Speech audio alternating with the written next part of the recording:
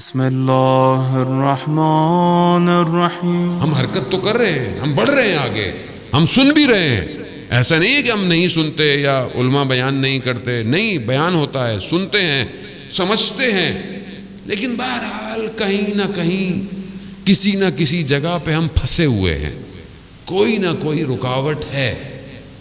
پروردگار قرآن میں جب اصحاب کہف کا واقعہ اور وہ اصحاب کہف کی قرآن کی آیات کے جو سید الشہداء نے نیزے پر انجام دی ہیں، کہ شخص کہتا ہے کہ میں قرآن کی اتنی خوبصورت تلاوت سنی تو میں نے کہا کہ یہ کس کی آواز ہے؟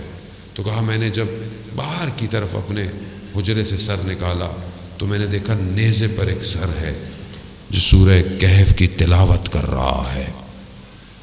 ام حسبتا ان اصحاب الکہف والرقیم کانوا من آیاتنا عجبا، یعنی امام اپنے آپ کو ان آیات کا مصداق کہہ رہے ہیں، خود کہہ رہے ہیں معجزہ ہے۔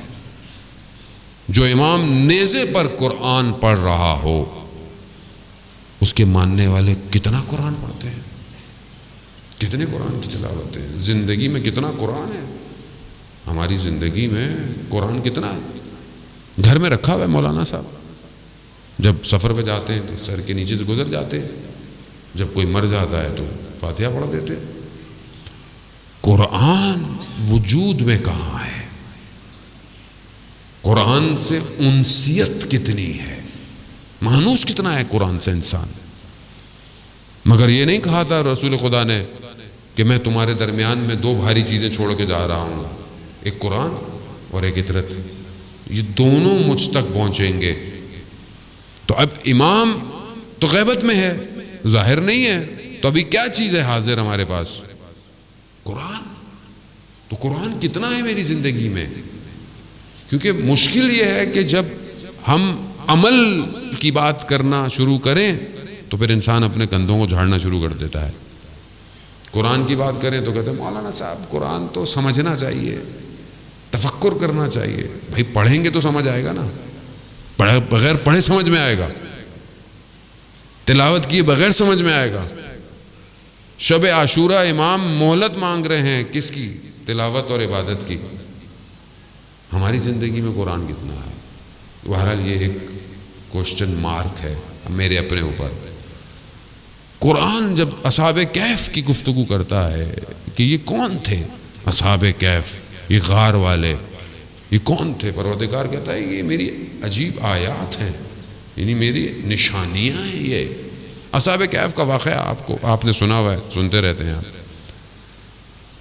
انہیں کون سی چیز نے کھینچا کہ وہ اپنے پروردگار کی طرف اس طرح متوجہ ہوئے؟ کیونکہ زمانہ پر آشوب تھا اور شرک اور بت پرستی اوج پہ تھی، اور یہ الہی چند جوان جو خدا کی طرف متوجہ تھے، جو کر سکتے تھے کرے، پھر انہوں نے اپنے آپ کو ایک عالم میں، پھر پروردگار نے ان کو اپنی رحمت کے ذریعے سے ان کے کانوں کو دنیا کے شوروں سے سلا دیا۔ بس میں کچھ مفاہیم کی طرف جو اساتید حوزے میں بیان کرتے ہیں وہ آپ کی طرف متوجہ کرنا ہے۔ میرے کو تفسیر کا میرا نہ مقصد ہے نہ یہ مقام ہے تفسیر کو بیان کرنے کا۔ یعنی پروردگار کہتا ہے کہ ہم نے ان کے کانوں میں خاموش کر دیا، ان کے کانوں پہ پردے ڈال دیے، جو شور ہو رہا تھا دنیا میں اس سے ان کو خاموش کروا دیا اور ان کو سلا دیا۔ دنیا کی جو لذتیں ہیں، جو زینتیں ہیں، وہ چند طرح کی زینتیں ہیں کہ دنیا اس زینت میں کھو جاتا ہے، اور یہی دنیا کی زینت اور لذتیں انسان کو بربادی کی طرف لے کے چلی جاتی ہیں۔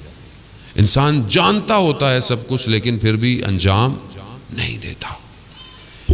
چند جوان جب صحیح ہوئے تو خدا نے انہیں حفاظت کیا اور انہیں ایک غار میں رکھا، یعنی دنیا سے بچایا، اور ان کے کانوں کو دنیا کے شوروں سے، دنیا کے ہر طرح کی بازار سے بچا کر انہیں محفوظ رکھا، اور ایسے حفاظت میں ہے کہ آج تک اسی غار کے اندر ہے۔